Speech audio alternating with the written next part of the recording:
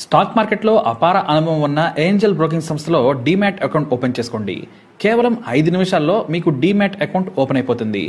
Zero cost. మీరు ₹1 కూడా pay చేయని అవసరం లేదు. కేవలం మీ దగ్గర ఉండవలసింది మీ PAN card, Aadhaar card, bank account. ఈ వీడియో కింద ఉన్న లింక్ క్లిక్ చేస్తే కేవలం 5 నిమిషాల్లోపే డీమ్యాట్ అకౌంట్ ఓపెన్ చేసి ట్రేడింగ్ కూడా స్టార్ట్ చేసేయచ్చు.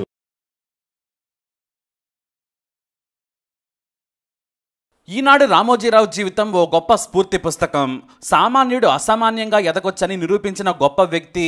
యుక్త వయసులో ఆయనకు సామాజిక బాధ్యత అపారంగా ఉండేది. రామోజీరావు అసలు పేరు చెరుకూరి రామయ్య. కృష్ణా జిల్లా పెదపారపుడి గ్రామంలో పుట్టారాయన.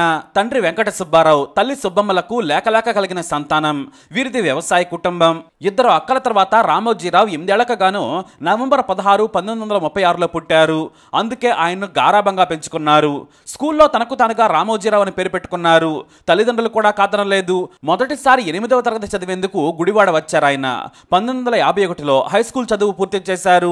ఆ తర్వాత +2తో పాటు BSc కూడా గుడివాడలోనే చదువుకున్నారు. అయితే కళల మీద మంచి ఆసక్తి ఉండేది. బొమ్మలు బాగా వేసేవారు. డిజైన్స్ లో క్రియేటివిటీ చూపించేవారు. దీంతో విజయవాడలో మొదట ఒక ఉద్యోగానికి ప్రయత్నం చేయగా పిలుపు కూడా రాలేదు. దీంతో ఏం చేయాలా అని కొన్నాళ్ల పాటు ఆలోచించారు రామోజీరావు. ఆ తర్వాత ఢిల్లీ వెళ్లి ఒక మార్కెటింగ్ ఏజెన్సీలో ఆర్టిస్ట్ గా పనిచేశారు. కొన్నాళ్ల పాటు పనిచేసిన తర్వాత రామోజీరావుకు తల్లిదండ్రులు రమణమ్మతో పెళ్లి కుదిర్చారు. అయితే ఆమె పేరును రమాదేవిగా మార్చుకున్నారు. ఇద్దరూ అనుకోకుండా పేర్లు మార్చుకుని రామోజీరావు, రమాదేవులు దంపతులయ్యారు. ఇక అప్పటికే ఢిల్లీలోనే ఉద్యోగం చేస్తున్నారు రామోజీరావు. ఇక ఈ దంపతులకు పెద్ద కుమారుడు కిరణ్ పుట్టారు. ఆ సమయంలో అక్కడ సంపాదన సరిపోలేదు. భవిష్యత్తుపై ఆయన ఆలోచనలు మొదలయ్యాయి. ఢిల్లీలో వ్యాపారాలను చాలా ఆసక్తిగా గమనించారు. ఇక కొడుకు పుట్టిన తర్వాత ఏదైనా సొంతంగా వ్యాపారం చేయాలి, తాను నలుగురికి పని కల్పించే స్థాయిలో ఉండాలనుకున్నారు రామోజీరావు. దీంతో ఢిల్లీ నుంచి తిరిగి వచ్చేశారు. ఆ తర్వాత కొన్నాళ్ల పాటు ఇంటి దగ్గర ఉన్న ఆయన వ్యాపారం చేయాలి అనుకున్నారు. అయితే మహిళలు మాత్రమే చేసే చిట్టీల వ్యాపారాన్ని భారీగా చేయాలనుకున్నారు. ఆ ఆలోచన నుంచి పుట్టిందే మార్గదర్శి chit funds. Ramoji Rao chit fund ను చాలా జాగ్రత్తగా భయంతో నిర్వహించేవారు. ఎవరైనా సరే డబ్బు ఇచ్చారంటే దాన్ని తనకంటే కూడా వేరే వారి కష్టమని నమ్మి జాగ్రత్తగా పద్దులు రాసి సమయానికి ఇచ్చేవారు. అలా ఆయన మార్గదర్శి చిట్ ఫండ్ ను 10 మందితో మొదలుపెట్టి వేలాది మందికి విస్తరించారు. అది తర్వాత దాదాపుగా 60,000 మంది ఖాతాదారులకు చేరి సక్సెస్ అయింది. అయితే స్వతహాగా రైతు బిడ్డ, రైతులకు ఆధునిక వ్యవసాయం పరిచయం చేయాలనుకున్నారు ఆయన. ఆ ఆలోచనల నుంచి పుట్టిందే అన్నదాత మాసపత్రిక. ప్రముఖ వ్యవసాయ అధికారుల సూచనల నుంచి యూనివర్సిటీ పరిశోధకులు, విజయవంతమైన రైతుల కథనాలతో రూపొందిన అన్నదాత కూడా సూపర్ హిట్ అయింది. అప్పుడే ప్రింటింగ్ ప్రెస్ తన చేతిలో ఉంది. జాతీయ స్థాయి పత్రికలు కానీ, ప్రాంతీయ పత్రికలు కానీ ప్రజలకు అందుబాటులో ఉండడం లేదు. ఈరోజు పేపర్ను కొనాలంటే కేవలం పట్టణంలోని బస్టాండ్లు లేదా ప్రముఖ కూడలలో మాత్రమే దొరికేవి. కొన్నిసార్లు వారికి పేపర్లు కూడా అందేవి కాదు. అలా అందకపోతే ఆ రోజు సాయంత్రం లేదా మరుసటి రోజున నిన్నటి పేపర్ చదవాల్సి వచ్చేది. రాజకీయాలు, సమకాలీన అంశాల మీద రామోజీరావుకు మొదటి నుంచి ఆసక్తి ఉండేది. కానీ ఆ చదవాలన్న ఆకలి మాత్రం తీరేది కాదు. ఎందుకంటే సరైన పత్రికలు లేవు. పైగా సమాజంలో ఏదైనా చెడు జరిగితే యుక్త వయసులో ఉన్న రామోజీరావుకు కోపం వచ్చేది. ఆయన కమ్యూనిస్ట్ పార్టీలో సభ్యత్వం కూడా తీసుకున్నారు. తనకు పుచ్చలపల్లి సుందరయ్య, చండ్ర రాజేశ్వరరావులు ఆదర్శ జీవితం స్ఫూర్తి. వారి మాటలు, స్పీచ్లు, రచనలు ఆయనకు ఎంతో ఉత్సాహాన్ని కలిగించేవి. అలా మనమెందుకు పత్రిక పెట్టకూడదు? సామాన్యుడికి మనమే ఎందుకు వాయిస్ కాకూడదు? అవినీతి పరులు, నిర్లక్ష్యంగా పనిచేసే అధికారులను ఎందుకు పనిచేసేలా కర్తవ్య బోధన చేయకూడదనుకున్నారు. అలా పేపర్ చదవాలనుకున్న కోరిక తీరకపోగా సామాన్యుడికి సరైన దినపత్రిక లేదనే కోరికతో ఈనాడును స్థాపించారు రామోజీరావు. 1974 ఆగస్టు 10న ఈనాడుని విశాఖపట్నంలో స్థాపించారు. కానీ పత్రిక అంటే ఇవాల్టి వార్తలను రేపు చదవడం కాదు. సూర్యోదయానికి ముందే పత్రిక చదివి తమ పనులు తాము చేసుకునేలా ఉండాలనేది ఆయన సంకల్పం. అలా చిన్న ప్రెస్తో ఈనాడును స్థాపించారు రామోజీరావు. అంతేకాదు, ఉదయం 5 గంటలకే సైకిల్ మీద పేపర్ను ప్రతి ఇంటి గేటు ముందు వేసి రావాలని, పేపర్ సభ్యత్వం తీసుకున్న వారికి సూర్యుడి రాకముందే వారి చేతిలో ఉండాలని పని మొదలు పెట్టించారు. ఆ వెంటనే తాను కూడా ఉదయమే సైకిల్ మీద తిరిగేవారు. ఎందుకంటే పేపర్ ఎక్కడ వేస్తున్నారు, ఎలా వేయాలి అనే దానిపై తాను సైతం తిరిగి దినపత్రికను సప్లై చేశారు ఆయన. మెల్లిగా పేపర్ చదివే వారి సంఖ్య పెరుగుతూ వచ్చింది. ఒకప్పుడు కేవలం డబ్బున్న వారు మాత్రమే చదివేవారు. ఆ తర్వాత సామాన్యులకు కూడా దినపత్రిక చదవాలన్న కుతూహలం పెంచేలా వార్తలను రాసేవారు ఆయన. ప్రభుత్వ విధానాలను, అవినీతి పరులను చీల్చి చెండాడుతూ జర్నలిజం పవర్ను ప్రజలకు మొదటిసారి చూపించింది ఈనాడు.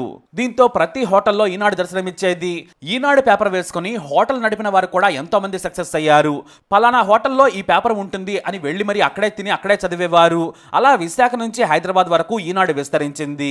మార్గదర్శితో మొదలైన చిట్ ఫండ్ వ్యాపారం కంటే 1000 రెట్ల అభివృద్ధితో ఈనాడు ముందుకు సాగింది. అలా ఈనాడు సామాన్యుడి వాయిస్గా మారింది. ఎన్ని పేపర్లు చదివినా ఈనాడు చదవకుంటే ఏదో వెళితి ఉంటుందనేలా సామాన్య రీడర్కు ఆయన కిక్కిచ్చారు. మెల్లిగా స్పెషల్ పేజీలను పరిచయం చేశారు.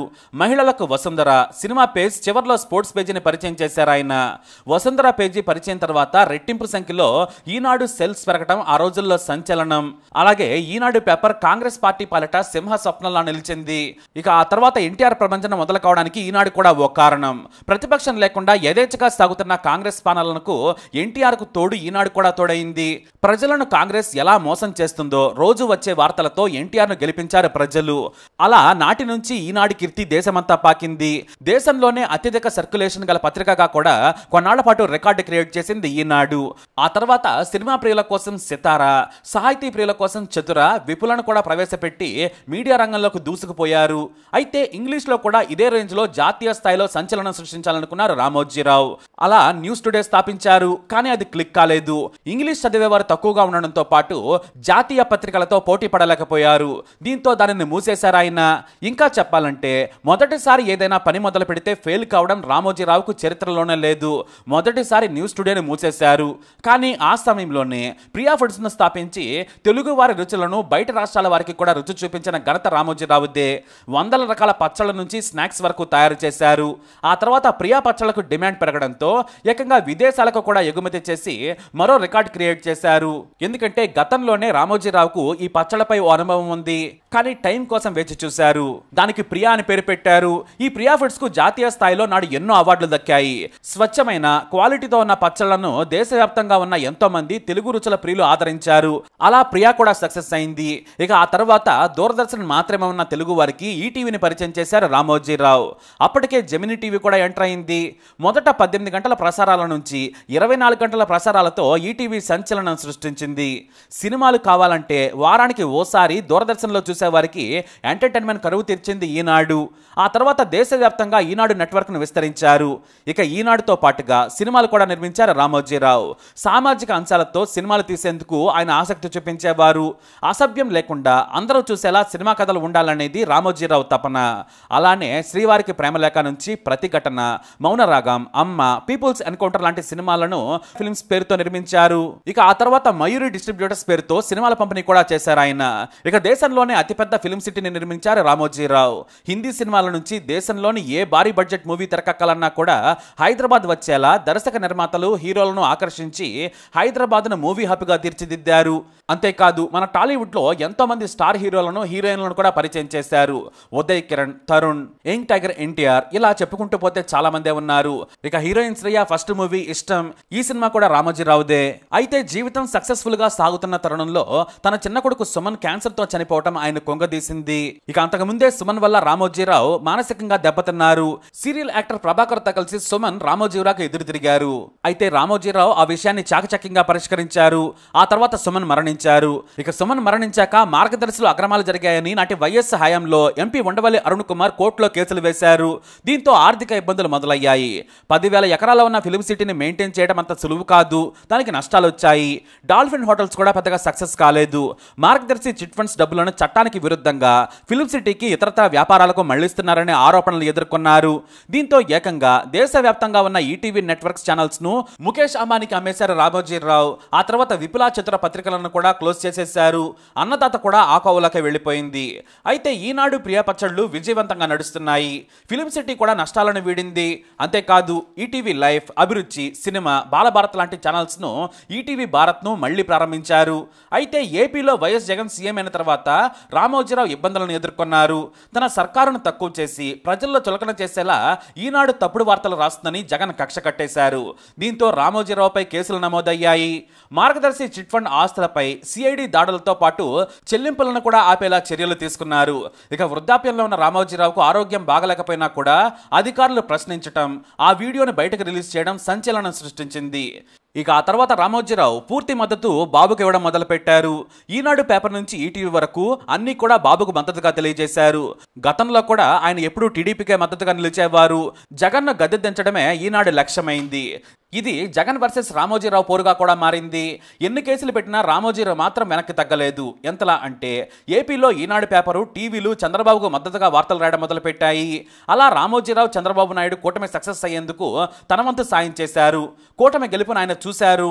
అయితే హఠాత్తుగా గుండె సంబంధమైన సమస్య తీవ్రం కావడంతో జూన్ 6న స్టార్ హాస్పిటల్లో జాయిన్ చేశారు కుటుంబ సభ్యులు. స్టంట్ కూడా వేశారు. కానీ ఇతరత్ర సమస్యలు తీవ్రం కావడంతో జూన్ 8 ఉదయం 4:50 కన్ను మూశారు రామోజీరావు. ఆయన మరణంతో ఓ మీడియా లెజెండ్ శకం ముగిసిందని చెప్పొచ్చు.